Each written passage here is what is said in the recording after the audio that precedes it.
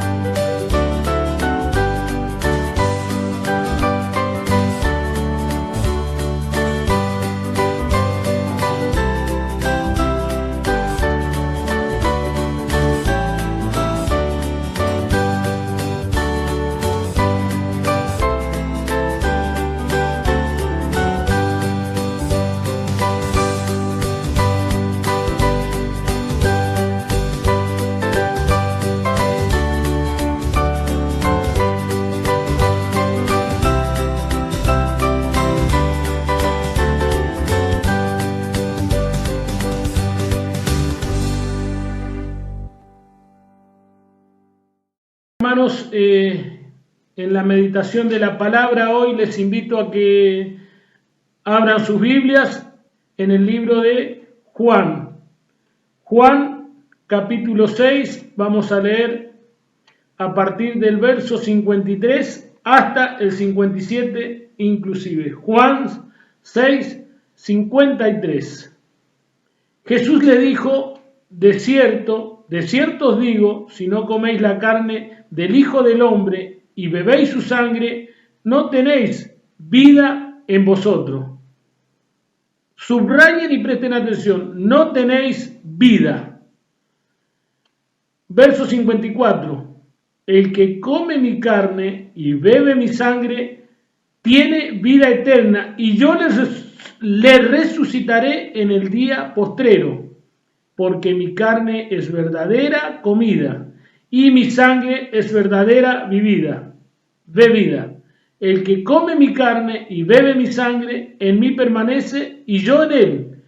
Como me envió el Padre viviente y yo vivo por el Padre, asimismo el que me come, él también vivirá por mí. Les decía que subrayaran porque es clarito. Dice acá la palabra, dice: si no coméis la carne del Hijo del Hombre y bebéis su sangre, no tenéis vida. Y hermanos, muchas veces hay algo que suele suceder en estos tiempos difíciles en los que no es para nada común. El hombre del mundo, siempre lo decimos, vive en el mundo, pero nosotros, los que hemos alcanzado y hemos sido escogidos por el Señor, vamos a ser continuamente perseguidos, tentados, y ahí es donde nosotros debemos fijar nuestra fuerza siempre, escudándonos con el Señor Jesucristo. Él es nuestro sostén. Debemos tener presente siempre que Él es el único que nos puede mantener a salvo. No hay otro escudo, no hay otra forma, no hay otra manera. De cualquier otro medio que lo intentemos, vamos a fracasar, van a fracasar, porque lo dice su palabra. Nosotros debemos tener ese conocimiento preciso, poder alcanzar las palabras que acá nos dice Pablo, justamente para que entendamos el porqué de comer su carne, el porqué de beber su sangre, ¿no? Y en este caso nos vamos a centrar en algo fundamental, en la sangre del Señor, en el poder en la sangre, o mejor dicho, en el poder de su sangre, la sangre del Señor. En primer lugar, tenemos que tener claro que fue una sangre sagrada. Usted dirá, pero si es el Señor, es Dios, ¿cómo? El Señor no debe tener sangre, no debe tener venas. Sí, es verdad, es el Dios creyente, pero mientras Él estuvo entre nosotros, no olvidemos, tomó forma de hombre, tuvo que correr sangre, pero esa sangre fue pura, esa sangre fue limpia. Él nació de María, María siendo virgen, no había sido tocada por ningún hombre, era una sangre pura. De otra manera hubiese sido una sangre contaminada y por ende hubiese recibido la naturaleza de Adán. Pero por medio del Señor Jesucristo, porque fue una sangre pura, se transformó en una sangre sagrada, la de nuestro Señor Jesucristo. Y por ende, en una sangre derramada. ¿Derramada por qué? ¿Para qué? Derramada porque fue necesaria para que nosotros, por medio de ella, alcanzáramos ese maravilloso perdón, ese maravilloso lugar que el Señor tomó por cada uno de nosotros. Y digo maravilloso no porque el lugar fuese así, porque de no haber sido por el Señor, nosotros estaríamos condenados, como lo van a estar todos aquellos que desprecien el regalo del Señor. Debemos entender que cuando el Señor lo dice en esa cruz, Él aún, en esos momentos en los que Él se estaba apartando justamente y pagando el precio del pecado, dijo: Padre, perdónalos porque no saben lo que hacen. Y cuánto quizás muchos de nosotros estábamos ciegos en los placeres de este mundo y no podíamos ver, no podíamos escuchar esas palabras. Hoy las entendemos perfectamente. Hoy sabemos que es el único medio, forma por el cual hemos sido perdonados, porque alguien pagó nuestra deuda, alguien la pagó, alguien tomó nuestro lugar. No es que recibimos un regalo, el regalo es de nuestro Dios y es personal, sí, perfecto, pero la deuda hubo que pagarla. En esa cruz se llevó adelante la victoria más grande vista sobre la faz de esta tierra, y es la victoria de nuestro Señor Jesucristo. Y qué hermoso es que podamos entender que esa sangre sagrada, esa sangre derramada, automáticamente se transforma en una sangre salvadora. Una sangre que nos permite gozar, vivir con esa pasión, con esa entrega, pero de saber que el día que nos toque partir, si el Señor nos regresa antes, podemos estar junto a Él, sin temor, sin el más mínimo remordimiento de lo que hayamos hecho en el pasado, porque el Señor dice que todos nuestros pecados fueron arrojados al fondo del mar y nadie, absolutamente nadie, nos puede reclamar, porque Él ha pagado nuestra deuda. Esa sangre que se transformó en una sangre salvadora debe ser una sangre compartida. Debemos compartirlas con nuestros hermanos, debemos hacerles ver que nosotros estuvimos en algunos momentos en esa misma condición por la cual hemos sido destituidos de la gloria del Señor. Pero qué difícil es para el mundo lograr entender que fue el Señor quien en su obra magnífica por cada uno de nosotros. No nos olvidemos que por el Señor fuera, Él quiere que todos procedan al arrepentimiento, que todos fuesen salvos. Eso no es posible, eso no es así. Si vos no tomás tu decisión, si aquel que aún permanece enemistado con el Señor no lo hace, por eso debemos ser embajadores, debemos ser realmente convencedores de aquellos que todavía no entienden lo que es la sangre del Señor. Todo lo que el Señor Jesús venció, nosotros también podemos vencerlo. Hemos recibido ese maravilloso poder que el Señor nos da, no para desafiar al maligno, es obvio, nosotros no vamos a estar en esa condición. No tenemos quizás la virtud que tuvo nuestro Señor, pero tenemos también algo que decirle. Con nosotros no puedes meterte, porque Él está con nosotros. No me puedes reclamar nada, Él pagó mi deuda. Yo he entendido que en ese lugar, en esa cruz, donde fue derramada su sangre, donde su cuerpo fue castigado, donde su costado fue abierto, Él estableció la victoria más grande que podamos haber visto. Y el día que logramos entender eso, es el día en el que nos damos cuenta que la obra de nuestro Señor ha sido maravilloso. Les invito a que justamente puedan búsquenlo ustedes, yo más o menos se lo voy a dar, o que tengan tiempo, compártanlo, justamente en Hechos 20:28. La iglesia del Señor, quien recuperó, quien ganó con su propia sangre, apacentar la iglesia del Señor, quien ganó con su propia sangre. Él la ganó, Él nos ganó. Él nos ganó, Él nos libró de la condenación, Él nos hizo ver que hay una nueva vida. Y una vez que hemos recibido justamente esa sangre salvadora en nuestras vidas, que hemos logrado entender que ahora nadie nos puede señalar, sino que justamente nosotros podemos mostrar que nuestra deuda ha sido cancelada, ese día empezaremos a crecer, a madurar. Y ese día entenderemos el valor real de ese hecho que llevó justamente al Señor Jesucristo a la cruz del Calvario para que nosotros podamos tener esta esperanza salvadora, esta esperanza renovadora cada nuevo día, las circunstancias que atraviesa el mundo. No debemos caer, debemos confiar en el Señor, pero para eso debemos instruirnos, debemos estar comunicados con el Señor, debemos mantenernos en contacto como hermanos, como lo hacen muchos hermanos, y gracias a Dios por ello, porque es fundamental para el crecimiento, para darnos fuerza en momentos difíciles. Hermanos, si nosotros logramos entender que la sangre del Señor es la que justamente pone en nosotros un manto que nos protege de todo, ese día transitaremos cada instante de nuestra vida con paz, con gozo, más allá de las circunstancias por las que nos toque atravesar, sino que habremos entendido que nuestra vida ya no es de este mundo. Nuestra meta debe estar puesta en el día en que podamos estar frente al Señor. Como nos dice un coro, cara a cara espero verle, más allá del cielo azul. Y qué maravilloso va a ser ese momento. Preparémonos para ese glorioso día, pero para eso que haya una entrega total en cada uno de nosotros. ¿Cómo lo hacemos? Entregándonos, rindiéndonos a los pies de Cristo.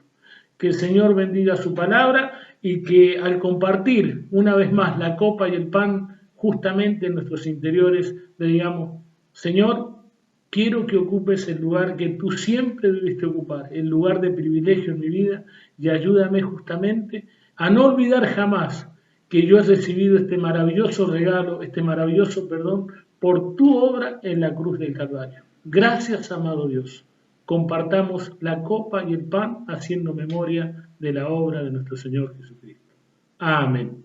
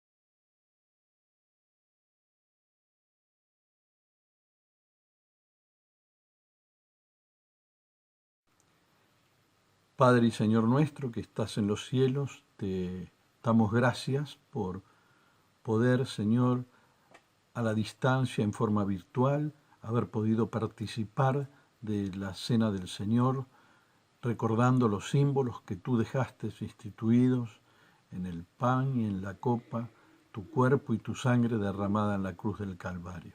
Te agradecemos, Señor, porque una vez más hemos podido en este domingo recordándote aquel momento en que por nosotros entregaste tu vida para hacernos salvos. Todo esto te lo agradecemos en el precioso nombre de Cristo Jesús. Amén.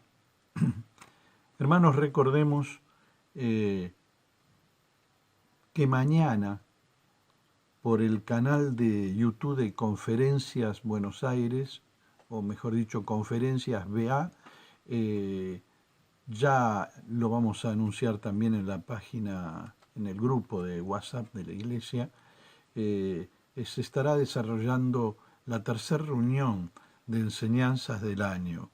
Esas reuniones que se realizaban en Calle Brasil, ahora las estamos haciendo en forma virtual.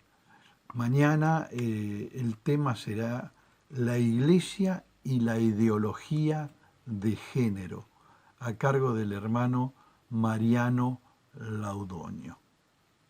Que el Señor nos bendiga.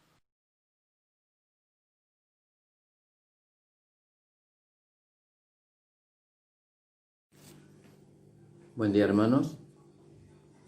Damos gracias a Dios porque nos dio el tiempo maravilloso para que podamos disfrutar de este momento de la Cena del Señor, hacer memoria de nuestro Salvador Jesús. Y Señor, todo lo que tú hagas en favor nuestro siempre vamos a estar agradecidos. En este tiempo donde no nos podemos congregar, está la tecnología.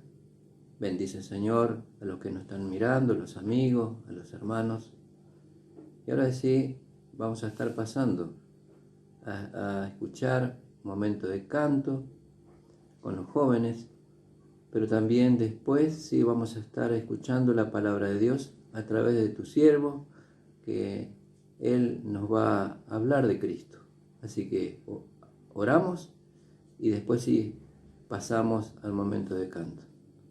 Padre Celestial, te damos gracias, amado Dios, por tu gran amor y misericordia, con que, Señor, nos ama cada día y nos da este privilegio, Señor, de estar cerca, cada uno de nosotros a través de este medio.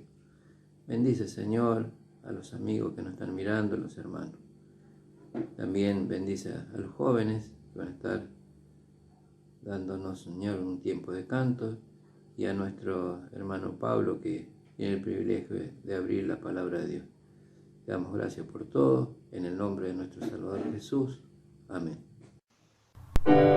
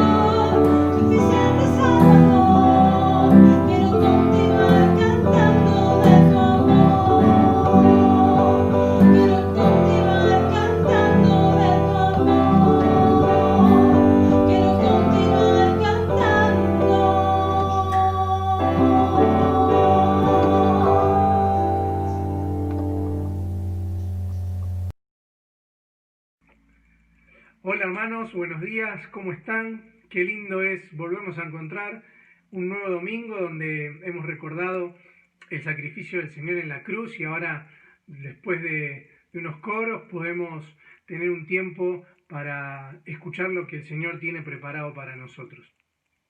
¿Saben? Tengo que confesarles algo y al preparar este mensaje debo decirles que me costó mucho y obviamente que en primer lugar lo traigo para mí, pero créanme que hoy me estoy hablando más a mí que a ustedes. Siento que tan solo estoy compartiendo algo de lo que yo necesito ver en mi vida y qué tengo que cambiar. Pero Dios quiera que esto también sea de edificación para todos, seguramente será así. Pero antes de empezar, me gustaría que podamos orar, ¿sí? Gracias, Señor, por este tiempo, gracias por este día que vos nos regalaste, porque podemos abrir tu palabra, Señor, queremos que tú nos bendigas, queremos agradecerte por cada uno de los que estamos acá, por aquellos que quizás nos están escuchando por primera vez, que tú también traigas bendición a sus hogares. Te damos gracias por todo, Señor, habla nuestros corazones y lo hacemos orando en el nombre del Señor Jesús. Amén. Saben, trataba de ponerle un título a este mensaje y escogí el que se va a llamar Las tres sillas. Justo estaba hablando con Silvana recién, me acordaba de una historia un poco cómica, un cuento de muchos años, la historia de Ricitos de Oro. ¿Se acuerdan que era la niña que estaba en el bosque y encuentra una casa? Ella estaba cansada, era la casa de los osos, ¿sí? Del papá oso, mamá osa y el hijo osito, que habían ido al bosque a caminar. Y ella llega, empieza a probar la comida de todos y luego también empieza a probar las camas de todos. Y se queda con la última, con la del hijo, ¿verdad? No vamos a hablar de osos hoy, pero sí vamos a intentar con la ayuda del Señor, hablar de tres sillas en las cuales nosotros hemos de elegir dónde nos vamos a sentar o cuál nos queda mejor. Cada uno después obviamente tendrá la respuesta a esta pregunta, pero en primer lugar quisiera que conozcamos, ¿sí?, la silla de la indiferencia. Una silla bastante particular por su título, ¿no? Pero vamos a buscar, ¿sí?, en la palabra de Dios, en el Evangelio de Lucas, en el capítulo 8, versículos 43 al 48. No los vamos a leer todos los versículos, pero habla de la historia donde el Señor Jesús sana a la mujer que tenía un flujo de sangre. Ya hace mucho tiempo, muchos años que esta mujer padecía de esta enfermedad y tenía la necesidad de curarse, obviamente, de su dolencia, de esto que la quejaba y traía hace tantos años en su cuerpo. Pero antes me gustaría decirles algo en cuanto a la silla de la indiferencia, ¿sí? Como buen vendedor les tengo que decir sus comodidades. Y esta es una silla que cuando uno se sienta, automáticamente empieza a mirar para otro lado, ¿sí? Así que ustedes ténganlo presente. Venimos y seguimos hablando de esta historia, la mujer que tenía el flujo de sangre. Y vamos a ver que ella en un momento de desesperación, y obviamente también su fe la había movilizado, dice, si tan solo puedo llegar a esta persona, a Jesús, y tocarle solo su manto, seguramente voy a ser sanada. Y es lo que hace esta mujer, tan solo toca el manto de Jesús y desaparece automáticamente su enfermedad. Frente a esto, el Señor dice, ¿qué pasó que alguien me tocó? Y los discípulos, siempre diferentes o en otra sintonía la del Señor, dicen, pero date cuenta todos los que estamos acá, obviamente que alguien te va a tocar, te va a rozar, quizás hasta empujar. Pero él decía, no, esto va más allá. Yo sentí que salió poder de mí, como lo dice el versículo 46. Y es ahí donde la mujer se presenta, pide disculpas y el Señor le dice, hija, tu fe te ha salvado. ¿Sí? Así es la historia rápidamente. Pero vemos dos cosas en esta historia.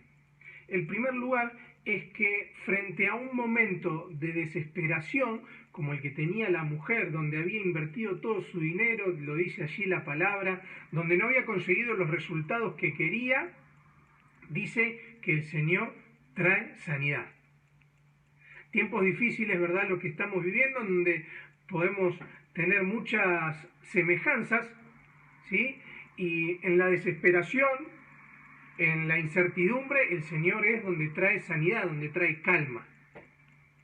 Pero no solo eso, sino que cuando hay un momento de vergüenza, un momento donde la estamos pasando mal, donde no sabemos qué hacer, o a dónde recurrir, o a quién recurrir, es donde el Señor dice que Él da tranquilidad. Tranquila, hija, ¿sí? Nadie te está culpando, nadie te está acusando de nada. Tan solo el Señor tenía para decirle, tu fe te ha salvado. Era eso solo.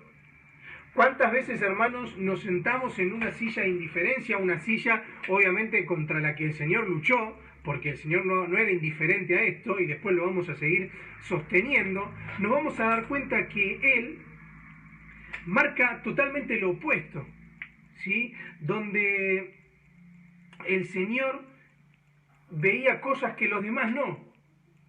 Y es tal el resultado que obtiene esta mujer. Y pienso en nosotros como iglesia hoy. ¿Qué estamos haciendo? ¿Nos estamos sentando? ¿Me estoy sentando yo en la silla de la indiferencia? ¿O realmente prefiero dejarla a un lado? Quiero leerles algo que busqué y que hay en un libro, que se los quiero leer como el cierre de este primer punto. Dice así: nosotros deberíamos ser conocidos por ser iglesias que aman apasionadamente a Dios, que se aman unos a otros y aman a las personas. Debiéramos ser conocidos por ser seguidores de Jesús, por servirle, por servirnos unos a otros y a nuestra comunidad. Debiéramos ser conocidos por ayudar a los necesitados, por interesarnos en los marginados y por ser buenos vecinos. En lugar de esto, se nos conoce como personas que hacen totalmente lo opuesto. ¿Saben? Por eso les decía que era muy duro para mí este mensaje. ¿Cómo nos están conociendo hoy a nosotros? ¿Cómo me están conociendo a mí? ¿Como alguien indiferente? ¿Como alguien que no se ocupa y no se preocupa de aquellos a quien le rodean? ¿Cómo nos están viendo los demás? ¿Cómo está viendo el barrio a la iglesia en Enrique Fernández 3873? ¿Cómo están viendo los vecinos que están al lado de mi casa mi actuar, mi comportamiento como un hijo de Dios? Hermanos, este es un llamado de atención. Y obviamente esta es una silla en la cual nosotros no debemos sentarnos, sino que tenemos que huir de ella. Pero está. El tema es qué vamos a hacer. Tratemos de esquivarla, de no darle lugar, porque nos puede causar mucho daño. ¿Sí? ¿Cómo nos conocen los demás? Que no nos conozcan o no nos cataloguen como indiferentes. Pero avanzamos y les propongo y les presento, ¿sí?, a la segunda silla, que esta es la silla de la religión. Vamos a buscar en Lucas mismo, pero en el capítulo 18, y vamos a leer de los versículos 9 al 14. Lucas 18, 9 al 14. También es una historia muy conocida, seguramente sus Biblias tendrán el título o algo relacionado al fariseo y el publicano. También les tengo que presentar a esta silla, ¿no? Y es una silla un poco particular porque es una silla que no tiene lugar, ¿sí? No se puede compartir. Entonces, tenemos que tener en cuenta si vamos a aceptarla, vamos a comprarla o no, si nos vamos a sentar en ella. ¿Por qué? Es una silla particular. Ustedes fíjense lo que dice el versículo 9. A unos que confiaban en sí mismos. La silla de la religión. A unos que confiaban en sí mismos. No solo es una silla particular que no da lugar a los demás, sino que también es una silla que tiene un asiento incómodo. ¿Sí? ¿Por qué? Porque la silla de la religión es una silla un tanto cuadrada. ¿Por qué? Porque tan solo nos da las reglas sobre lo que tenemos que hacer y sobre lo que no tenemos que hacer. Esa es la silla de la religión. Es una silla obviamente que también el Señor Jesús se opuso. Porque mientras la religión, como van a ustedes leer en todo el texto, mientras que apunta a la vanagloria, al ego personal, a mirar por encima del hombro al otro, eso es la silla de la religión, como hacía el fariseo, el Señor, si vamos a Juan 10:10, dice que yo he venido para que tengan vida y tengan vida en abundancia. Eso es la contraoferta que el Señor hace. Eso es lo que el Señor te dice, no te sientes en la silla de la religión, ¿sí? Disfrutá de todo lo que yo tengo preparado para vos, como lo decimos siempre. No es una religión, sino que es una relación. Ahora, nosotros estamos teniendo y disfrutando de esa relación con Dios. Tengamos cuidado, porque más allá de que Jesús nos propone otra cosa fuera de la religión, esta silla, ¿sí?, se nos puede empezar a ver como algo cómoda, nos puede llegar a empezar a gustar. Y es algo que nosotros tenemos que desechar, es un error en el cual no tenemos que caer, porque la religión nos hace daño.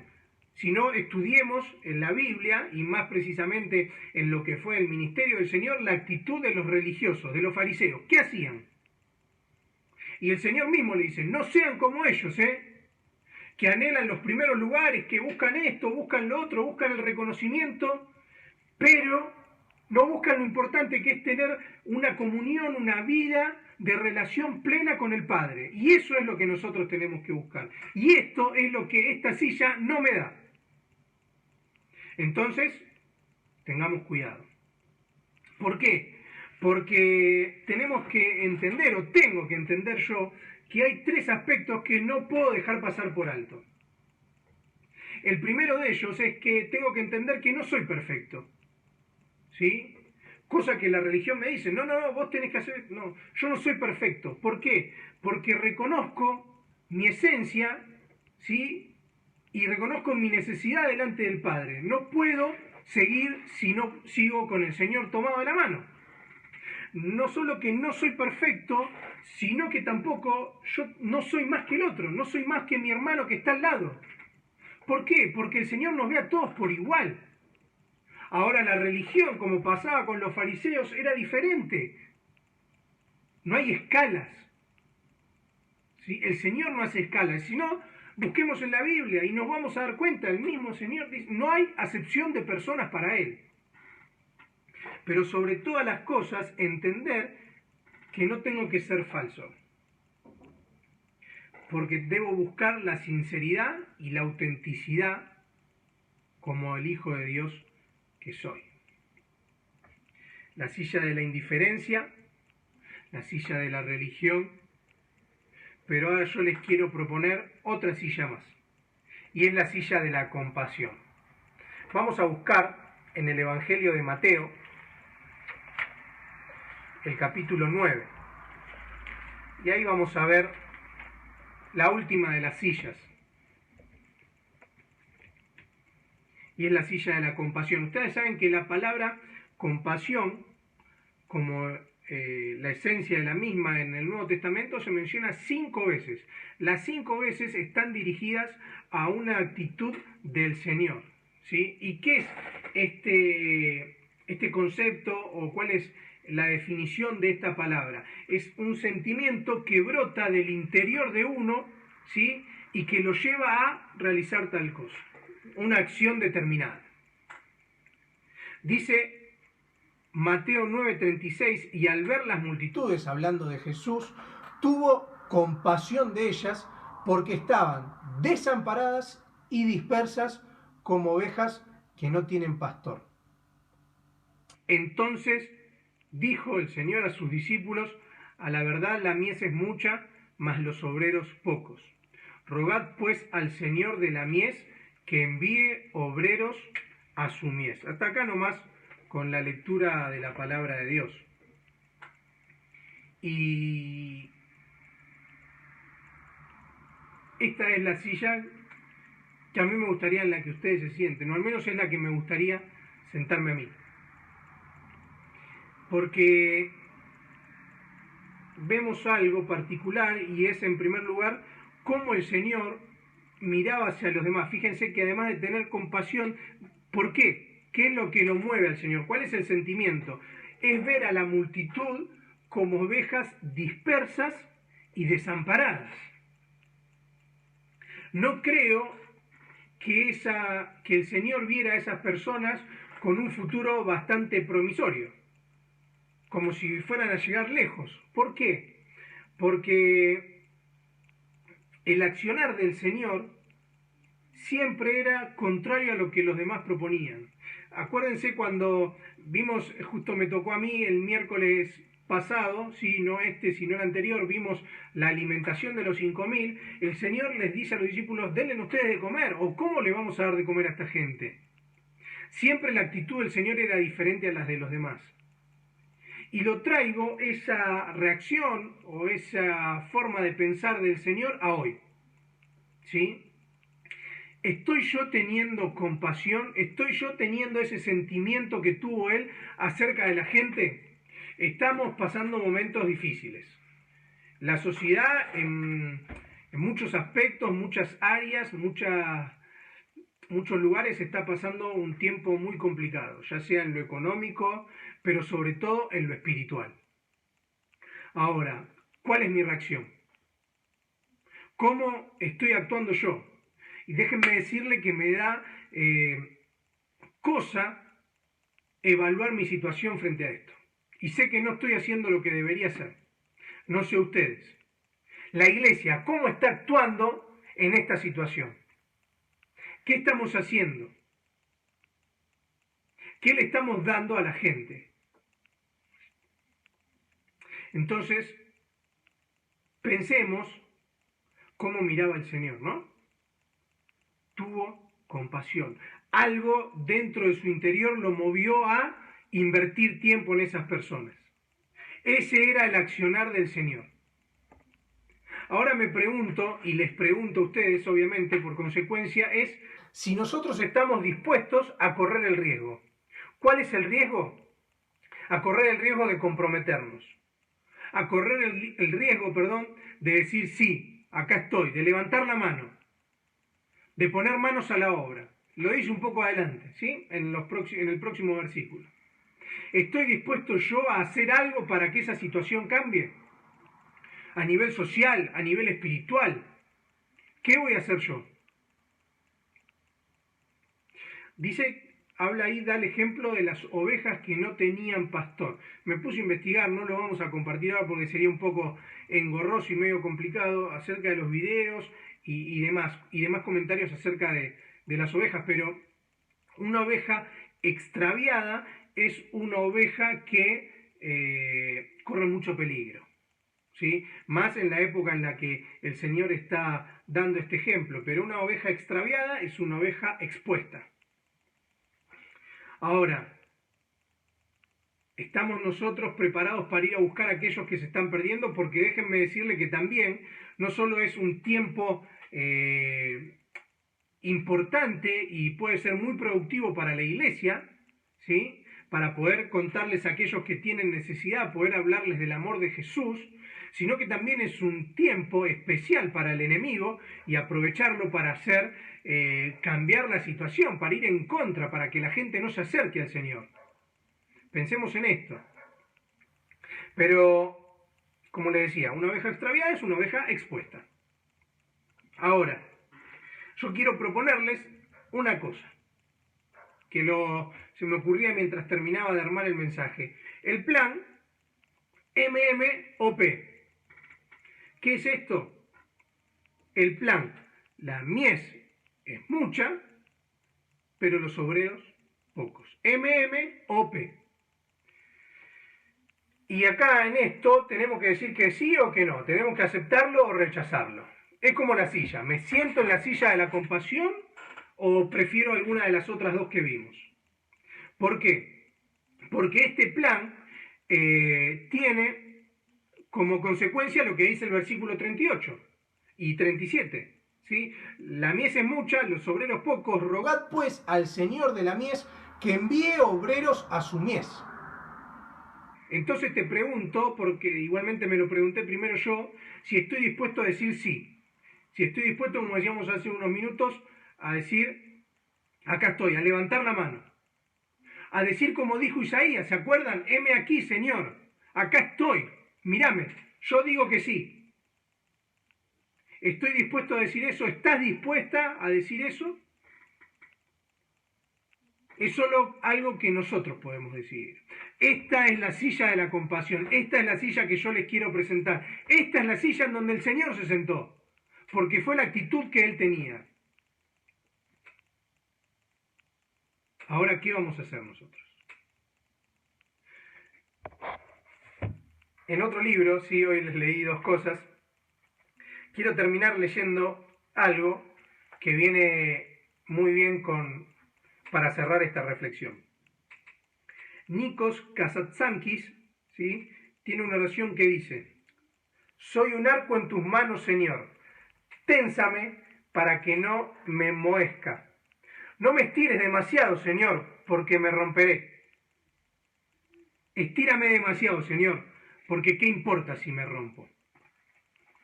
¿Qué tiene que ver esto con lo que veníamos diciendo? Es que yo tengo que negarme a mí para que se cumpla la voluntad del Padre en mi vida. Tengo que decir, ya no vivo yo, sino que vive Cristo en mí. Tengo que decir, yo quiero dejar de sentarme en la silla del egoísmo, de la indiferencia, quiero dejar de sentarme en la silla de la religión, por más que sea relativamente cómoda, y yo me quiero sentar hoy en la silla de la compasión. Y quiero decirle al Señor, Señor, si yo soy un arco, tensame, y si me voy a romper, que me rompa, pero que me rompa cumpliendo tu plan. Ahora, hermanos, con mucho temor del Señor, les pregunto si nosotros estamos dispuestos a marcar la diferencia. Si yo estoy dispuesta a marcar la diferencia. ¿En qué silla te vas a sentar? ¿En qué silla me voy a sentar yo este domingo? Hermanos, que el Señor bendiga su palabra. Un placer haber compartido este tiempo con ustedes y nos queda este desafío, ¿sí? Que el Señor nos ayude a que cada día podamos tener su misma actitud, a mirarlo a Él, que era manso y humilde de corazón, y sobre todas las cosas, como dice su palabra, a seguir su ejemplo, a seguir sus pisadas, ¿sí? Que el Señor nos bendiga. Amén. Agradecido a Dios por su palabra, también al hermano Pablo que expuso su tiempo, y Padre, también agradecerte a ti porque tú eres digno de todo esto. Gracias por todo. Lo esperamos el próximo miércoles 20:30, estudio y oración. Recordemos también el día domingo a las 11 de la mañana tendremos la cena del Señor y a continuación el mensaje de la palabra. Así que, hermanos, nos veremos. Dios mediante. Hasta luego.